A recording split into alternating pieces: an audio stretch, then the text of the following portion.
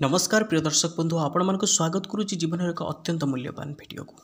हाँ आज्ञा निज स्त्री छड़ाई गोटे नारी सहित जदि आप संपर्क रखुंत ताहले आप जीवन में अनेक उन्नति करेंगे और ये कथार प्रमाण आपन को देवी किछि समय आपण ए भिडियो रहीकि देखु आज्ञा ए भिडियो को कौन से प्रकार कमेंट करूँ ना भिडियो को किछि समय कि देखु एवं अधारू केबे छाड़े ना कारण अधा अधूरा ज्ञान मनीष को बहुत तौक निए एवं कहीं आपण पाखे धन नियंट हो कौन आप तार प्रतीक माने प्रमुख कारण जानते कहीं आपण जीवन में एत समस्या कहीं धन इाड़ू आसूँ सियाड़ू जाऊँच आपने जापर ना थरुटी ये वीडियो को देखूँ एवं हाँ आज्ञा आपण बिना परिश्रम कौन धन उपार्जन करेंगे धन आसबार मार्ग खोलीज से कथा नुहे बेले बेले एमती हुए मनीष परिश्रम करने सहित भाग्य ता सहित खेले एमती कहीं हुए थरुटी वीडियो को शेष पर्यंत देखूँ एक अमूल्य कहानी मध्यम कि क्यों नारी सहित संपर्क रखिले क्यों गोटे नारी सहित संपर्क रखिले आप जीवन में बहुत आगू जी बहुत उन्नति करेंगे ता पूर्व भिडियोटी को लाइक टे कर दिंतु एवं चैनल को सब्सक्राइब कर ऑल नोटिफिकेशन को क्लिक कर दिंतु। चलतु आरंभ करबा आज्ञा अत्यंत मूल्यवान भिडियो। गोटे देश में जड़े राजा थिले अत्यंत प्रजावत्सल राजा निजर प्रजा मानू से पुत्रवत स्नेह करुले किंतु मनीष जीवन में किछि ना किछि आज्ञा अभाव थाए। राजा जीवन में आज्ञा कौन अभाव थिला ना सही अभावटी थिला जो अभावटी प्रत्येक पितामाता चाहती तांको जीवन सार्थक हुए जदि तांको कूल संतान संतति है जीवन सार्थक हो जाए। सेमती राजांकर बहुत दिन हेलानी विवाह सरिबा परे मध्य तांको कूल जाए संतान संतति हो नथिले सब देवादेवी को पूजा करी मानसिक करी पूजा अर्चना करी एक सुंदर डौल डाउल पुत्र संतानर जन्म खेले एवं से पुत्र संतान मध्य बहुत सुंदर बहुत दिव्य गुणवान पिला से बहुत कम समय सब विद्या को अध्ययन करदेला एवं पिता स्त्री चाहिए कि दुनिया रे जेते सब सुख अच्छी मो पुर पाद तले मु अजाड़देवी। हाँ आज्ञा केवल सी नो प्रत्येक बापा माँ चाहती कि मो पिलांकर पाद तले कौ बापा माँ न चाहती आज्ञा मो पिला भल रो भल खाओ किंतु परिस्थिति एवं समय समस्त को बाधा दे था ये काम को करिबारे। से तो राजा घर कथा से कौन कले मात्र 19 वर्ष बयस सुंदर सुंदर 7 जन कन्या सहित पुअर बह करते एवं किंतु सेमती नुहे आज्ञा आपण मैंने जानते आगुरी से हुए गोटे राजा अनेक राणी को बह करपारती कारण तांकर उत्तराधिकारी बढ़िबो। तापर कौन है एक दिन राजा सबकि सुरुखुरी आज्ञा चली थाए। राजा एक दिन बसी थांती राजकुमार जाए कहले पिताश्री आपण को मुझे पचारि आप मत अनुमति देवे। पिताश्री कहले कौन है कह ना मुझे गुरुकूल थी जिते गुरुंर सेवा करुली जिते गुरुंर काम करुली जिते सेठी मुझी से मत बहुत सुख लगुला बहुत शांति लगुला बहुत आनंद लगुला। आज्ञा सुख एवं आनंद दुईटा भितर बहुत तफात अच्छी। सुखर अर्थ हूँ सुख अच्छी तापर दुख आसब एवं दुख अच्छी तापर सुख आसब किंतु आनंद ना सेठी सुख थी ना सेठी दुख थी शांति पूरा आत्मतृप्ति। आज्ञा बापा कहले तू कौन कहवाई चाहूँ राजा कहले तू कौन कहवाई चाहूँ।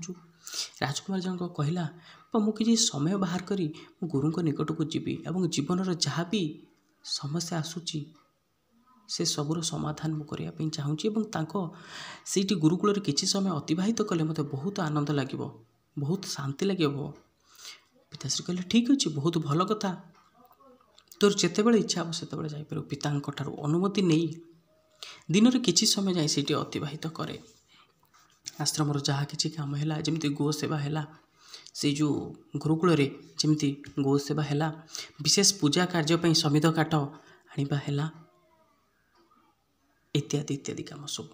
एक दिन कौन दिनकर घटना आज्ञा राजकुमार जितेबले गुरुकूल को जाती से जीवा बाटर एक जंगल पड़े। से जंगल में जाऊ जाऊ बहुत कथा कही एक दहीवाली सहित देखाला। दहीवाली पचारे राजकुमार को आपड़ कुआड़े जाऊँच। राजकुमार जनक कहले मुझे गुरुंक निकट को जाऊँगी मोर सब विद्या समाप्त हो सारी तथापि किसी समय मुझे अतिवाहित करने जाऊँगी टिके एकदा टिके अहंकार वशत कहले। दहीवाली जनक कहला अच्छा ताहले तुम सब विद्या समाप्ति है हाँ कौन मत पचार पचार। दहीवाली कहले ଦହିବାଲି କହିଲା ଆଚ୍ଛା ଠିକ୍ ଅଛି, ତୁମେ ତ୍ରିୟା ଚରିତ୍ର ବିଷୟରେ ଜାଣିଛ? ରାଜକୁମାର ଜଣକ କହିଲେ ମୁଁ ତ ଏତେ ବିଦ୍ୟା ଅଧ୍ୟୟନ କରିଛି, କାହିଁ ଏ ନାଁ ତ ମୁଁ କେବେ ହେଲେ ଶୁଣିନି। ଏଇ କଥାକୁ ଦହିବାଲି ଜଣକ ହସି ଦେଇ ଚାଲିଗଲା। ରାଜକୁମାର ଜଣକ ହୃଦୟରେ ଆଜ୍ଞା କଥାଟି ଲାଗିଗଲା। କହିଲା କ'ଣ ହେଲା? ଗୁରୁ ମୋତେ ଏଇ କଥା ଶିଖେଇ ନାହାନ୍ତି। ରାଗ ତମତମ ହେଇ ଆଜ୍ଞା ଗୁରୁଙ୍କ ନିକଟରେ ଯାଇ ପହଞ୍ଚିଲେ। ଯେତେବେଳେ ଗୁରୁ ଦେଖିଲେ କହିଲେ ତୋର କ'ଣ ହେଇଛି ବାବା? ରାଜକୁମାର ଜଣକ କହିଲେ ଗୁରୁଦେବ ଆପଣ ମୋତେ ଏତେ ଶିକ୍ଷା ଦେଇଛନ୍ତି କିନ୍ତୁ ତ୍ରିୟା ଚରିତ୍ର ବିଷୟରେ ଜଣେଇ ନାହାନ୍ତି। ଗୁରୁଦେବ କହିଲା ଆରେ ଇଏ କଥାକୁ କିଏ କହିଲା? କିଏ ମୁଣ୍ଡରେ ବୁଦ୍ଧିକି ପୁରେଇଲା? ସେତେବେଳେ ଗୁରୁଦେବ ମନା କଲେ ଦେଖ ଏ କଥା ଜାଣିନି, ତୋ ଜୀବନ ପାଇଁ ବହୁତ ବିପଦ ଅଛି, ପ୍ରତ୍ୟେକ ମୁହୂର୍ତ୍ତରେ ତୋ ଜୀବନ ପାଇଁ ବିପଦ ଅଛି, ତୋ ମୁଣ୍ଡ ଖରାପ ହେଇଯିବ, ଏ କଥା ଜାଣିନି, ଶୁଣିନି ଏ କଥା। ଏବଂ ତମାମ ମନା କଲା ସତ୍ତ୍ୱେ ମଧ୍ୟ ଗୁରୁଦେବ ହାର ମାନିଲେ। ରାଜକୁମାରଙ୍କ ଜିଦି ଆଗରେ କହିଲେ ଠିକ୍ ଅଛି, ତୁ ଯଦି ଚାହୁଁଛୁ ତାହେଲେ ଶୁଣ, କିନ୍ତୁ ଗୋଟେ କାମ କର, ମୁଁ ତ ଯାହା କହୁଛି, ମୁଁ ତୋତେ ଗୋଟେ ପୁଡ଼ିଆ ଦେଉଛି, କାଗଜରେ କିଛି ଔଷଧ ତା ଭିତରେ ଅଛି, ଯେତେବେଳେ ତୋ ଉପରେ ବିପଦ ଆସିବ ସେତେବେଳେ ତୋ କାନରେ ଘୋଷିଦେବୁ ଏବଂ ତୁ ଅଦୃଶ୍ୟ ହୋଇଯିବୁ, ସମୟ ଆସିଲେ ଜାଣିବୁ, ମୋତେ ଏବେ କିଛି ପ୍ରଶ୍ନ ପଚାରେ ନା। ଗୁରୁଦେବଙ୍କ ମୁଖରୁ ଏ କଥା ଶୁଣି ରାଜକୁମାର ଜଣକ କହିଲେ ଠିକ୍ ଅଛି, ମୋର ତ ଜାଣିବାର ଇଚ୍ଛା ଥିଲା ତ୍ରିୟା ଚରିତ୍ର ବିଷୟରେ, ଆପଣ ମୋତେ କହିଲେ ସେଇଟା ହେଉଛି ମୋ ପାଇଁ ବଡ଼ କଥା, ତାହେଲେ ମୋତେ ପୁଡ଼ିଆ ନେଇ କ'ଣ କରିବି, କ'ଣ ପାଇଁ ଅଦୃଶ୍ୟ ହେବି, ଏ କଥା ମୋର ଜାଣିବା ଦରକାର ନାହିଁ। ଆଜ୍ଞା କିଛି ଦିନ ବିତିଗଲା। ଏକ ଦିନେ କ'ଣ ହେଇଛି, ଗୁରୁକୁଳରେ ଏକ ବିଶେଷ ପୂଜାର ଆୟୋଜନ ଚାଲିଥାଏ। ରାଜକୁମାର ଜଣକ ସେ ପୂଜାରେ ଅଂଶଗ୍ରହଣ କରି ନିଜକୁ ବେଶ ଗୌରବାନ୍ୱିତ ମନେ କରୁଥାନ୍ତି। ସେଦିନ ଆସୁ ଆସୁ ଯେତେବେଳେ ରାତି ଅଧ ହେଇଗଲା, ସେତେବେଳେ ସେ ଯେଉଁ ଜଙ୍ଗଲ ବାଟ ଦେଇ ଆସିଲେ, ରାଜକୁମାର କ'ଣ ଜଣେ ଦେଖିଲେ କି ଗୋଟେ ସ୍ତ୍ରୀ ଲୋକଟି ରାତି ଅଧରେ ତାନ୍ତ୍ରିକର ଘରକୁ ଯାଉଛି। ରାଜକୁମାର ଜଣକ କହିଲେ ଆରେ ଏଇ ସ୍ତ୍ରୀ ଲୋକଟାକୁ କେଉଁଠି ଦେଖିଲା ଭଳିଆ ମନେ ହେଉଛି, କିଏ ଏଇ ସ୍ତ୍ରୀ ଲୋକ? ଆଜ୍ଞା ଯେତେବେଳେ ଦେଖିଲେ ତାଙ୍କର ମନେ ପଡ଼ିଗଲା କିଏ ଆଉ କେହି ନୁହନ୍ତି, ସେଇ ସ୍ତ୍ରୀ ଲୋକ, ସେଇ ଦହିବାଲି ଯିଏ ତାଙ୍କୁ ତ୍ରିୟା ଚରିତ୍ର ବିଷୟରେ ପଚାରୁଥିଲା, କିନ୍ତୁ ରାତି ଅଧରେ ଇଏ କୁଆଡ଼କୁ ଯାଉଛି? ମନରେ ଆଜ୍ଞା ପ୍ରଶ୍ନ ଉଠିଲା ଏବଂ ସେ ପ୍ରଶ୍ନର ଉତ୍ତର ଜାଣିବା ପାଇଁ କ'ଣ କଲେ, ଯଦି ତାଙ୍କ ପଛେ ପଛେ ସେ ଯାଇଥାନ୍ତି ତାହେଲେ ମନେ ମନେ ଚିନ୍ତା କଲେ ମୁଁ ଯଦି ତା ପଛେ ପଛେ ଯିବି ସେ ଦହିବାଲି ଜଣକ ମୋ ବିଷୟରେ କ'ଣ ଭାବିବ? ଆରେ ଇଏ ଜଣେ ରାଜକୁମାର ରାତି ଅଧରେ ଗୋଟେ ସ୍ତ୍ରୀ ଲୋକର ପଛେ ପଛେ ଆସୁଛନ୍ତି, ଏମିତି କେଉଁ ବାଟ ଅଛି ଯାହାକି ମୁଁ ଜାଣିପାରିବି ସେ କ'ଣ କରୁଛନ୍ତି ଏବଂ ସିଏ ମୋତେ ଜାଣିପାରିବ ନାହିଁ। ମନେ ପଡ଼ିଗଲା ଗୁରୁଦେବଙ୍କ କଥା, ଆରେ ଗୁରୁଦେବ ତ ମୋତେ ପୁଡ଼ିଆ ଦେଇଥିଲେ, କାନରେ ଖୁସିଥିଲା ଏବଂ ଅଦୃଶ୍ୟ ହେଇଗଲା। ଦେଖିବାକୁ ଲାଗିଲା କ'ଣ ହେଇଛି, ଘଟଣା ପ୍ରକୃତରେ କ'ଣ? ସ୍ତ୍ରୀ ଲୋକ ଜଣକ ଯାଇ ତାନ୍ତ୍ରିକ ପାଖରେ ପହଞ୍ଚିଲା। ତାନ୍ତ୍ରିକ ତ ବହୁତ ବିରକ୍ତ ହେଲା, ମୁଁ ତୋତେ ସେତେବେଳେ ଅପେକ୍ଷା କରି ରହିଛି, ତୁ ଏତେ ରାତିରେ ଆସୁଛୁ? ସେ ସ୍ତ୍ରୀ ଲୋକ ଜଣକ କହିଲା କ'ଣ କରିବି ଆଜ୍ଞା, କାହିଁକି ମୋ ଉପରେ ବିରକ୍ତ ହେଉଛନ୍ତି? ମୋର ସ୍ୱାମୀ ଅଛି, ଘର ସଂସାର ଅଛି, ତାଙ୍କୁ ଖାଇବା ପିଇବାକୁ ଦେଇକି ଶୋଇକି ମୁଁ ତ ପୁଣି ଆପଣଙ୍କ ନିକଟକୁ ଆସିବି।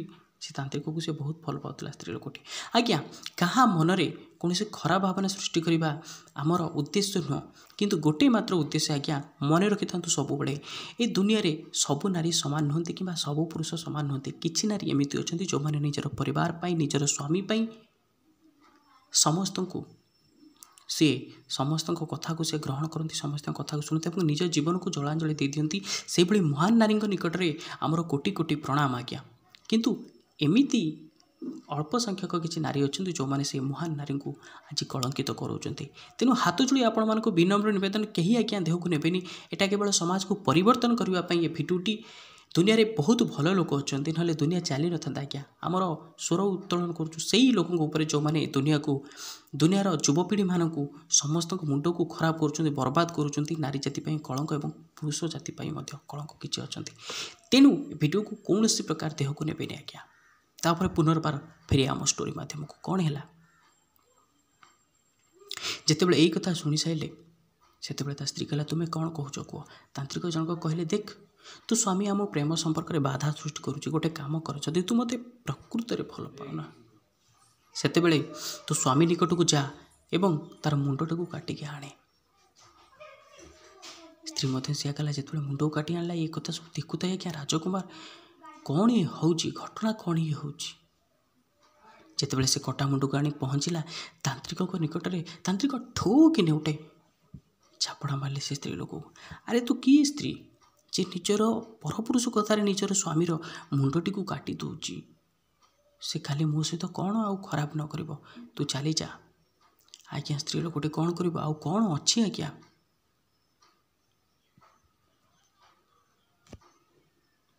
सेतेबेले से कटा मुंडटी को धरी कांदी कांदी चित्कार कर निज घर को जाई पहुँचला एवं से निजक केमिति कौन रक्षा करिवो ए कथा चिंता कला। मुझे आज शोई जाऊँगी ताहले राति पाइला बेलू मोर दोष हे, मुझे कौन करी जहाँद्वारा मु पूरा दोष चढ़ा हो से कटा मुंडटी को धरी जोर पाटे कांदीबा लगिला।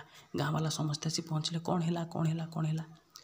स्त्री लोकटी कहला, आज्ञा राति अधरे मो स्वामीर सांग जने किए जन डाकिला। ये उठिकी गले, मुझे सांग हो कि डाकू तो, किंतु किसी समय पर तांकर चित्कार आसला। मुझे देखला बेलू मुंड गंडी पूरा दिगर हो पड़ी, अलग हो पड़ी, मु कौन करी। गाँ वाला कहले, आहा ये स्त्री लोकटी सहित बहुत खराब है, अन्याय है, हेले कौन हम, कामटा तो हो सारी, चल ताकू तार शवदाह करार आम बंदोबस्त करवा। स्त्री जनक कहला, नाई मो स्वामी को निज ठारू अधिका भल पाए, ताकू देवता ठारू अधिक आसन दे पूजा करे, तेणु मुझे सहित ही जुईरे बसबि जीवंता। ये कथा शुणी समस्ते बाहा बाहा कले से स्त्री लोक, बा ये स्त्री आजिकल दुनिया रे मिलवा महा कष्ट, बहुत भाग्यवान से थिला जे ये स्त्री पाइथिला। एवं जेतेबेले से स्त्रीटी जलीगला, जली जाए आत्मा ही सारा पर से देखिला, आज्ञा केवल आत्मा ही केवल से अदृश्य राजकुमार को देखिपारे।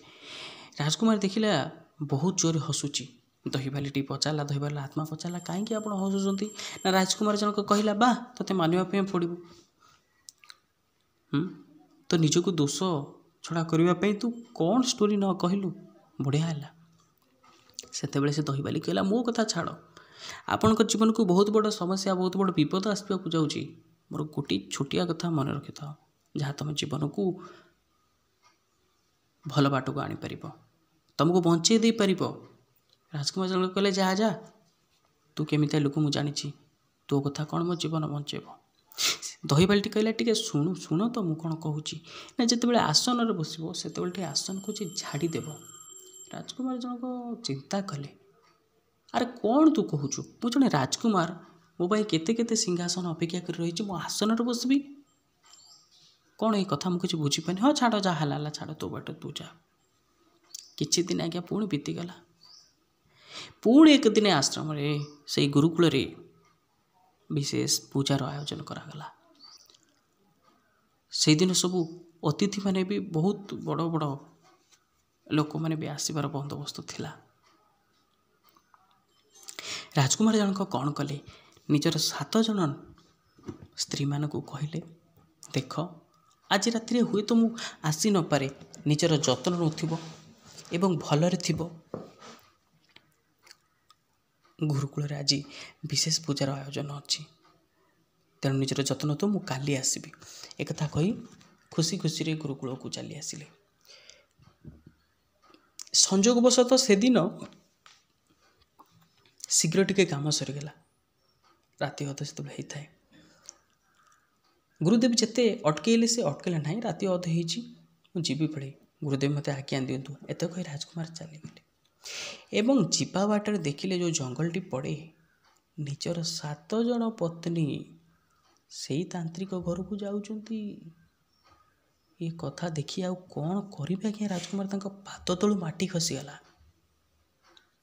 स्टोरीटी बहुत आज्ञा चमत्कारी। जदि वीडियोटी को लाइक टे करना ताले लाइक टे करूँ, चैनल को सब्सक्राइब करी ऑल नोटिफिकेशन को क्लिक कर दिंतु आज्ञा। तापर कौन है, राजकुमार कहले, अच्छा ठीक अच्छी। से किसी मंत्रर उच्चारण कले एवं एक छोट बालकर रूप नेले, कौन हो देखा। जो बाटर से 7 जन राणी आसुले से बाटर जाए पहुँचले। 7 जन राणी से छोट पिलाटा को निज पाखक नहीं गले। से छोट पिलाटी किए आज्ञा, राजकुमार मन रखि था। एवं कौन है तापर से राणी चिंता कले, तांको भितर कथबार्ता हेले, आम स्वामी तो आज आसबिनी, आमे तो ये तांत्रिक पाखे आज पूरा महा आनंद रे गोटे राति रहिबा आमर प्रेमिकों पाखे। तेणु ये छोट पिलाटा ये बुलूची, ताको नहीं चल सेठी, आमे आसबा काली सकाळ ताको नहीं आसबा, कहीं पिलाटा राति अधरे जंगल रे कुआड़ी जीवो। ये कथा सब शुणु थाए आज्ञा राजकुमार, कौन चिंता करिबो किछि भाबी पारु न थाए। जाई पहुँची गले तांत्रिकर घरे। सेतेबेले तांत्रिक पचाला, ये पिलाटी किए, कहले आज्ञा एमती बुलुथिला, आमे ताको नहीं आसलु, आमे रहिबु आपणको पाखरे आज गोटे राति, आम स्वामी तो आज आसबना तेणु आग भी रखिद आम गले काली आम सागर आगे पठेदेव। तांत्रिक कहले कि अच्छे ये पिलाटी को नहीं जाओ। तांत्रिकर इशारे किसी लोक आसिले से छोट पिलाटी को नहीं गले। छोट पिलाटी किए थिला आज्ञा राजकुमार जनक नहीं कि एक आसन रे बसैले। तापर कौन है राजकुमार जनक जो आसन रे बसवाई जाऊँ हठात मन पड़गला दही बाली कथा। अरे रे रे रे रे मत आसन रे बसवाई दही बाली मना करथिला कौन पाई मुझे झाड़ी की देखी पुणी कौन रात थो मु तो एत कथा सब जानी सारे शुणी सारे कौन हम तापर आगे जो आसन को टेकी दिए कौन देखला आज्ञा विराट बड़ गर्त ता भितर बहुत लोक अच्छा भितर जड़े चिन्ह पारा राजकुमार जन को मना कला आज्ञा यहाँ नरकर द्वार केवे या भितर को आसतु ना आम बहुत वर्ष तले आसलु रहीचु ए जगह छाड़ी जेते शीघ्र चली जातु। राजकुमार आज्ञा ये दृश्य देखी सारापर आउ कौन सी रुहति धाइले आज्ञा एका निश्वास दौड़ला समय कानर खोसा थी से पुड़ियाटी खसी पड़ा आज्ञा जितेबाला खसी पड़ा राजकुमार छोट पिलारू निज रूप को पलि आसिले। जितेबाला निज रूप को पलि आसिले 7 जन राणी या देखि पूरा अबाक हो गले। तांत्रिक पाखे जाई कहले आम ए कौन करूँ ये आमरी स्वामी थिला सबू सत कथा जना पड़ जाइए आम ए कौन करूँ। तांत्रिक कहले मत पचार कौन धर जल्दी जाई जिते जोर दौड़िले राजकुमार को धरी पारे ना आज्ञा। तांत्रिक पाखे आसी पहुँचले एबे आम कौन करूँ आम जीवन एवं विपद रे काली सकाळे चारिआडे डिबी डिबी ही बाजिब कि आमर चरित्र संहार हेब आमे कौन करूँ। तांत्रिक कहले शुण तुम 7 जन भितर राजकुमार क्या बेसी भल पाती समस्ते कहले आज्ञा सान राणी को एक किसी मंत्र करी लवंग देले कहले शुण तू तो स्वामी को अत्यंत भल पाइबार नाटक करू एवं केमिति कौन हो कान ये लवंगटी को खोसीदेबू मंत्र पढ़ी जिते खोसीदेबू से एक छोट छेलीर रूप नहीं जो से छोट छेलीर रूप नहीं जो समस्त को माड़ी बसी मो पाखक आणब मुझे ये बलि देदेले बस काम सफा।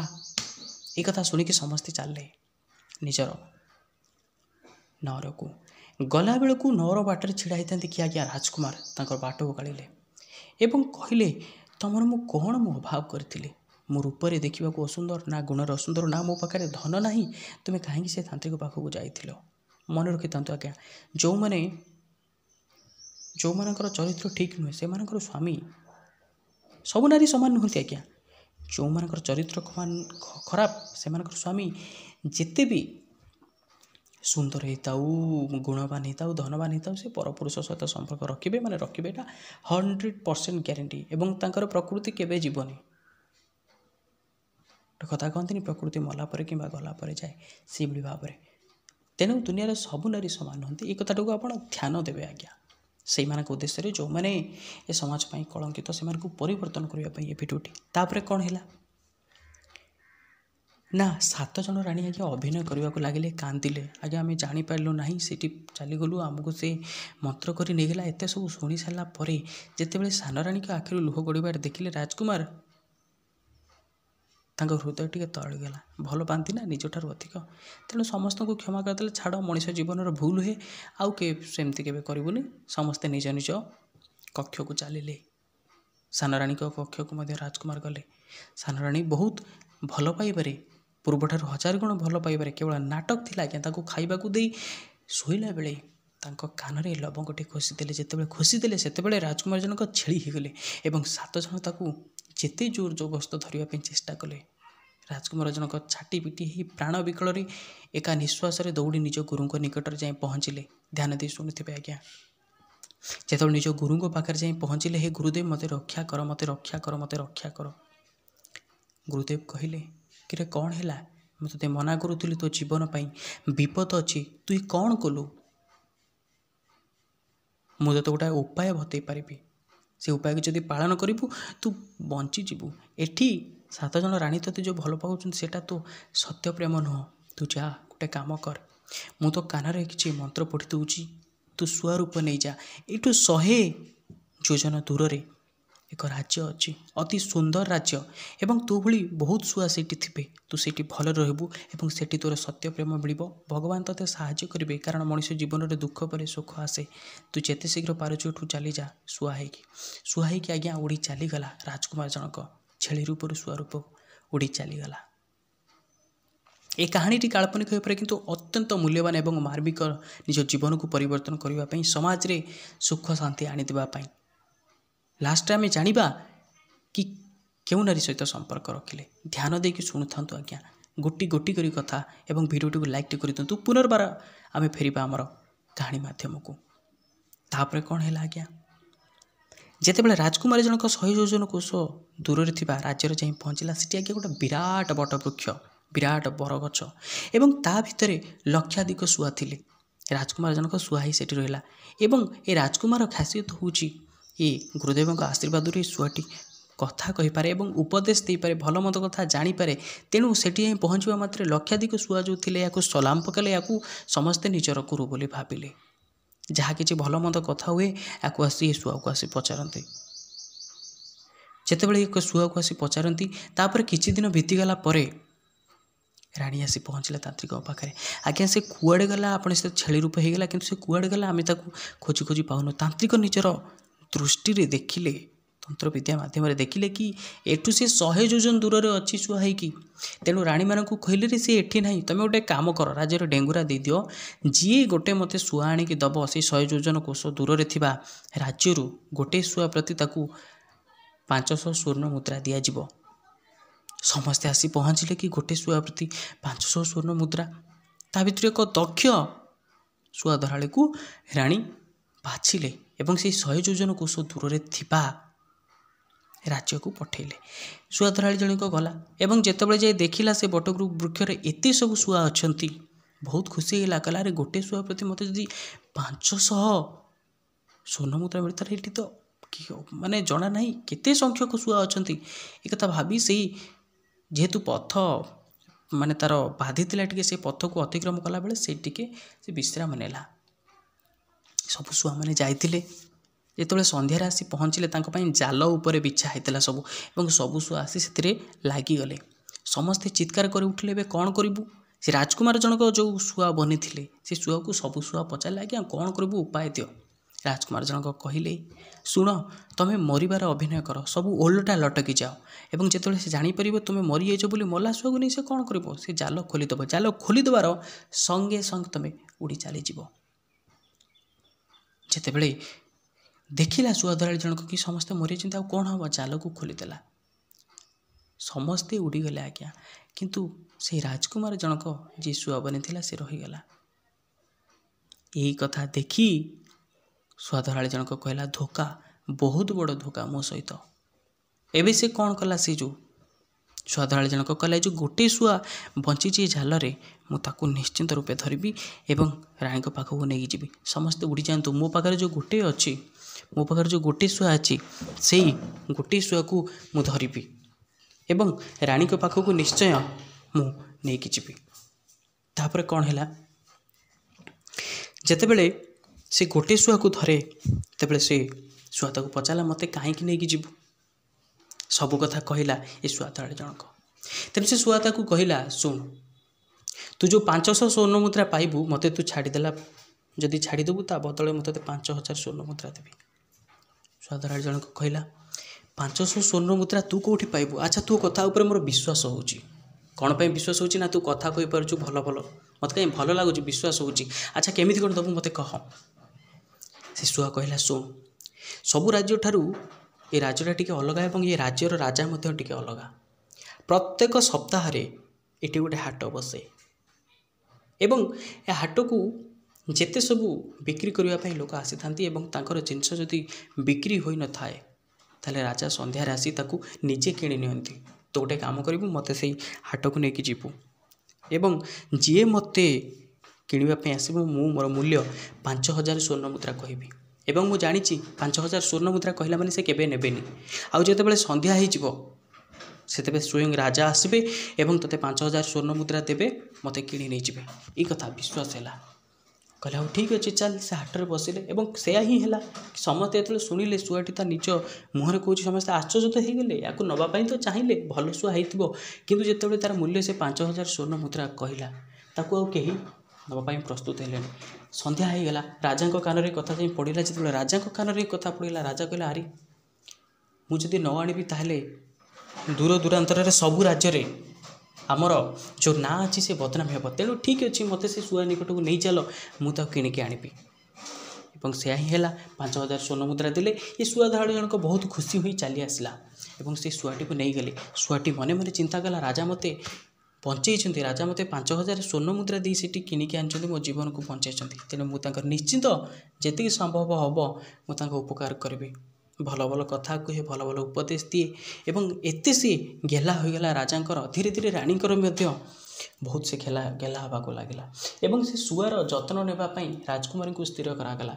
राजकुमार जनक से शुआर जत्न नेबे बोली एवं धीरे धीरे धीरे धीरे सेपटर कौन हुए ना राजकुमार जनक से शुआटी को अत्यंत भल पाइबा लगिले एवं से दिने कौन से शुआ को गाधे देउथुवा समय गुरुदेव कही ना राजकुमार को जिते तोर प्रकृत प्रेम मिल तू मुकुड़ी जीव बोली से कान खोसा होता लवंगटी आज्ञा खसी पड़ा जिते खसी पड़ा आपण मनरे प्रश्न उठुव एत आड़े से बुलिला एत जन ताको धरिले शुआधरा जनक धरिला ता कानरे कहीं से जो लवंगटा थिला खसुनला कारण गुरुदेव ताको कही सत्य प्रेम मिलबार संगे संगे हाथ स्पर्श से लवंगटी खसी पड़े जो खसी पड़ा से राजकुमार जनक निज जीवन में घटी संपूर्ण कथा राजकुमार जनक को कहले और राजकुमार जनक शुणिले और राजकुमार जनक ताको अनुरोध कले शुण ये कथा केवल तुम और मो भितर सीमित रहिबो मो दिन में शुआ रूप और राति राजकुमार रूप में रही से कथा चलला किंतु एपटे कौन हुए आज्ञा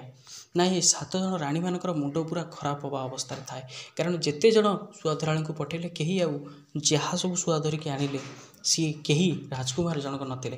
तांत्रिक कहले घटना कौन मुझे बुझीपारूनी जितेबाला अत्यंत साधना करी देखिले तांत्रिक जनक कहले शुण से शुआ से 100 योजन कोश दूर थी राजा निकटर अच्छी अत्यंत भलर अच्छी आमे गोटे काम करवा ताको धरवाई केवल एवं गोटे मात्र उपाय कारण राजा निकटर से शुआटा आनिबा बहुत कष्टकर कथा तेणु आम एक काम करवा मु शुणी से राजा अत्यंत कलाप्रिय मु गोटे काम करुँची तमें नृत्य शिक्षा कर एवं मु तबला शिक्षा करुँची एवं संगीत शिक्षा करुँची जितेबाला तांको जे मुग्ध करथिबा हमर नृत्य एवं संगीत कला सेतेबाला से राजा निश्चिंत आमको पुरस्कार देवाई चाहिए जिते आम पुरस्कार मांगे से आम कहवा तुम पाखे शुआटी को आमको दे दियो से ही है घटनाक्रमे बहुत परिश्रम कर एमाने शिखिले जितेबाला शिखि सारे जा से राज्य में पहुँचले राजा पचारे तुम्हें किए कौन पर आसीच समस्त कहले आज्ञा आम नृत्य और संगीत में बहुत माहिर बहुत पारंगम तेणु आमको सुजोग देले आम आपंकर निश्चिंत रूपे मनोरंजन कराई आपको बहुत खुशी कराई राजा तो आज्ञा थिले कौन बहुत कलाप्रिय एवं तांको कहले हो ठीक अच्छे तुम्हें तुमर नृत्य एवं संगीत प्रदर्शन कर बहुत भल भाव नृत्य संगीत प्रदर्शन कले आज्ञा यही सब कथार राजा पूरा मुक्त हो गले। राजा पचारे आशा तुम्हें तुमर ये जो संगीत रे मु बहुत खुशी नृत्य में बहुत खुशी तुम्हें कौन मागुच माग। तांत्रिक कहला आपण पाखर जो शुआ अच्छी आमर केवल से शुआटी दरकार आगे जो नृत्य संगीत चलू थाए से ही समय शुआटी देखी राजकुमारी को कहला देख जो मैंने आसी यही मैंने होती ही मोर शत्रु तुम्हें गोटे काम कर से निश्चिंत मत ये नापी आसते तुम बापा मत मागे तुम ठार तुम्हें दबनी आउ जदि अधिक तुमको प्रेसर करती अधिक तुमको यंत्रणा दिखती देवाई ताहले मत से पिंजरा को फोपाड़ी दब तलू पिंजरा भांगीगला मैंने मु मो रास्तार चलीजी मो भाग्य मत जुआड़ को टाणी नब मुझे टाणी नेबी किंतु तांका हाथ में दयाकोरी मत केबे हेले दबनी। राजकुमारी जेहेतु तांको अत्यधिक भल पाउथिले से कौन कले आज्ञा से ही है राजा सब जो शुणिले एम पाखर केवल शुआटी दरकार कले यही गोटे कथा मंत्री को पठेले जाओ राजकुमार ठार से शुआ आनिब मंत्री जो विफल गले राजकुमार सॉरी राजा कहले कौन होती सामान्य शुआटी को राजकुमारी देवे ना राजा निजे उठिक आसिले और राजकुमारी को जिते प्रकार मागिले केबे हेले से शुआ देले नाही एवं राजकुमारी शेष से पिंजराटी को भांगीदे एवं ता भितर थिबा शुआ जनक गुरुदेव ना को नहीं भल समेत आसीला कारण गुरुदेव कही तोर प्रकृत प्रेम ही ते साहाय्य करिवो भगवान को डाकी सी सोरिष दान परिणत ही से नाल पड़गले जिते सोरिष दान परिणत हो गले सांगे सांगे सेठी थिबा तांत्रिक आज्ञा बहुत बड़ चिल ही से सोरिष दाना को खाइबा को लागिला एवं से नाल भितर जो सोरिष दानाटी जो गलीगला ये चिल ही जितेबाला ତା ଭିତରକୁ ଯିବା ପାଇଁ ଚାହିଁଲେ ମୁଣ୍ଡଟି ପୁରେଇ ଦେଲେ ସିନା, କିନ୍ତୁ ଆଉ ବାହାରି ପାରିଲା ନାହିଁ। এই ସୋରିଷ ଦାନାରୁ ନିଜ ରୂପକୁ ଚାଲି ଆସିଲେ କିଏ ଆଜ୍ଞା? ରାଜକୁମାର ଜଣକ, ଏବଂ ତା ବେକକୁ ସେଇଠି ମୋଡ଼ି ତାକୁ ସଂହାର କରିଦେଲେ। ଜୀବନର ସମ୍ପୂର୍ଣ୍ଣ ଘଟଣା ତାକୁ ସବୁ ତାକୁ କହିଦେଲେ ଆଜ୍ଞା, ମୋ ଜୀବନରେ କ'ଣ କ'ଣ ହେଇଥିଲା। ଏହି ଏତେକ କଥା ଶୁଣି ସାରିଲା ପରେ ରାଜା ମଧ୍ୟ ବହୁତ ଦୁଃଖ ପ୍ରକାଶ କଲେ କି ମୁଁ ଏଇଭଳିଆ ଲୋକଙ୍କୁ ତୁମ ଜୀବନକୁ ମୁଁ ଦେଇଥାନ୍ତି। ଏବଂ ରାଜକୁମାରୀ ମଧ୍ୟ କହିଲେ ବାପା ମୁଁ ତାଙ୍କ ଜୀବନରୁ ଅଧିକ ଭଲ ପାଏ। ଦୁଇ ଜଣଙ୍କର ବିବାହ ହେଲା। এই କାହାଣୀରେ ଆପଣ ନାରୀର ଦୁଇଟି ରୂପ ଦେଖିଲେ, ଯେ ନିଜର ସ୍ୱାମୀକୁ ଛାଡ଼ି ପରପୁରୁଷ ସହିତ ସମ୍ପର୍କ ରଖୁଛି, ଆଉ ଜଣେ ଯେ ନିଜର ସ୍ୱାମୀକୁ ବଞ୍ଚାଇବା ପାଇଁ, ନିଜର ପ୍ରେମକୁ ବଞ୍ଚାଇବା ପାଇଁ ସେ ଆଜ୍ଞା କ'ଣ ସେ ତ୍ୟାଗ କରୁଛି। ତେଣୁ ଏ ଦୁନିଆରେ ସବୁ ଲୋକ ସମାନ ନୁହନ୍ତି। ମନେ ରଖିଥାନ୍ତୁ ଆଜ୍ଞା, ଯଦି ନିଜ ସ୍ତ୍ରୀ ଆପଣଙ୍କୁ ସମୟ ଦେଉନି, ସମ୍ମାନ ଦେଉନି, ଯଦି ଜାଣୁଛନ୍ତି ତା'ର କୌଣସି, ସବୁ ମଣିଷମାନଙ୍କର ଖରାପ ନୀତି ଥାଏ ଆଜ୍ଞା, ଆମ ଭିତରେ ବି ଅଛି, ଆମେ ତାକୁ ଗ୍ରହଣ କରିବା। ଯଦି ସେଇ ଖରାପ ନୀତିଟି ବଢ଼ିକି ପରପୁରୁଷ ସହିତ ସମ୍ପର୍କ ରଖିବାକୁ ହେଲା, ତାହେଲେ କ'ଣ କରିବା? ଜୀବନ ପ୍ରତି ଆମର ବହୁତ ବିପଦ ଅଛି। ସେଇଭଳି ଯଦି ଆପଣଙ୍କର ନିଜ ସ୍ତ୍ରୀ ଥାଆନ୍ତି, ତାହେଲେ ତାଙ୍କୁ ନିଶ୍ଚିନ୍ତ ରୂପେ ଆପଣ ଜୀବନରୁ ବିଦାୟ ଦେଇ ସେଇଭଳି ସ୍ତ୍ରୀକୁ ଆପଣାନ୍ତୁ, ଯିଏ ତୁମକୁ ଚାହୁଁଥିବ, ତୁମ ଟଙ୍କାକୁ ନୁହେଁ। ଟଙ୍କା ମଣିଷ ଜୀବନରେ ଦରକାର, କିନ୍ତୁ ଯିଏ ତୁମକୁ ଚାହୁଁଥିବ, ତୁମ ପରିସ୍ଥିତିକୁ ବୁଝୁଥିବ, ତୁମକୁ ସମୟ ଦେଉଥିବ, ତୁମକୁ ସମ୍ମାନ ଦେଉଥିବ, ସବୁ ପରିସ୍ଥିତିରେ ତୁମକୁ ସାହାଯ୍ୟ କରୁଥିବ, ସାଙ୍ଗ ହୋଇକି ତୁମର ସବୁବେଳେ ଥିବ। ଏହା ବହୁତ ମୂଲ୍ୟବାନ ଏବଂ ମାର୍ମିକ ଭିଡ଼ିଓ। ଯଦି ଭିଡ଼ିଓଟି ଭଲ ଲାଗିଥାଏ ଏବଂ କଥା କହିଲା ମଧ୍ୟରେ ଯଦି କୌଣସି ତ୍ରୁଟି ବିତ୍ରୁଟି ଥାଏ, ତାହେଲେ ଆପଣଙ୍କୁ ମହାନ ହୃଦୟରେ ରଞ୍ଜିତକୁ କ୍ଷମା କରିଦେବେ। ଦେଖା ହେବ ପରବର୍ତ୍ତୀ ଭିଡ଼ିଓରେ। ନିଜର ଯତ୍ନ ନେଉଥାନ୍ତୁ ଆଜ୍ଞା। ଜୟ ଜଗନ୍ନାଥ।